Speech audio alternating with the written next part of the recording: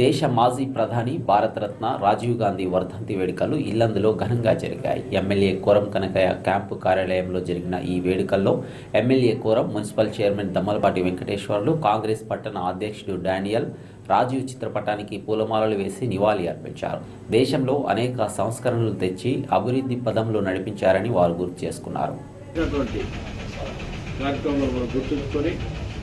రాహుల్ గాంధీ గారు చేసినటువంటి దేశంలో చేసినటువంటి గొప్ప సేవల్ని నిరంతరం మనం ప్రజల దృష్టికి తీసుకొని ప్రజల కోసం మరి వారి సేవల్ని గుర్తించి మనందరం కూడా కాంగ్రెస్ పార్టీ కార్యకర్తలతో పాటు దేశం ఉన్నటువంటి కాంగ్రెస్ శ్రేణులంతా మరి వారి త్యాగాల కోసం కొనియాడే విధంగా ప్రయత్నం చేయాలని చెప్పి విజ్ఞప్తి చేస్తూ మరి వారు ఈరోజు వారి దేశంలో ఉన్నటువంటి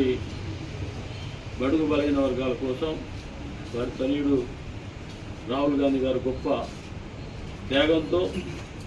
దేశంలో ఉన్నటువంటి ఎవరు చేయనట్టు సాహసం మరి పాదయాత్రతో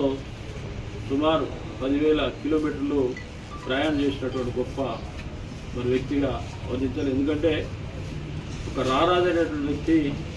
పాదయాత్ర చేసి ప్రజలకు ఉన్నటువంటి కష్ట సుఖాలు తెలుసుకొని ఏమి చేస్తే ఈ బడుగు బలహీన వర్గాలకు ఉపయోగపడుతుంది, మా నాన్నగారు చేసినటువంటి సేవల్ని గుర్తించే విధంగా ప్రజల దగ్గరకు వెళ్ళి మరి ఏదైతే కింది స్థాయిలో పనిచేసిన కూలీల నుంచి మధ్య తరగతి కుటుంబాలు ఎవరైతే ఉన్నారో వారు చేసేటువంటి కార్యక్రమాలు అన్నిటి కూడా మరి ప్రజలతో పలకరించి దేశం కోసం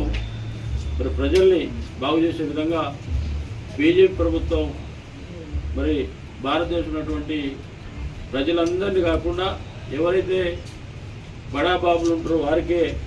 మరి పెద్దదారులకే సపోర్ట్ చేసినటువంటి బీజేపీ పరిపాలనని గద్దె దింపాలి, పేదరిక నిర్మూలన కోసం పనిచేయాలని చెప్పి ఒక మంచి ఆలోచనతో ఈరోజు రాహుల్ గాంధీ గారు ప్రయాణం చేస్తూ ఉన్నారు. మరి ఆ సందర్భంగా దేశ ప్రజలందరూ కూడా రాహుల్ గాంధీ గారి కోసం వాళ్ళు ప్రధాని కావాలని చెప్పి మొన్నడు జరిగిన పార్లమెంట్ ఎన్నికల్లో గొప్పగా పనిచేయడం జరిగింది. తప్పకుండా వారు ప్రధాని అవుతారని చెప్పి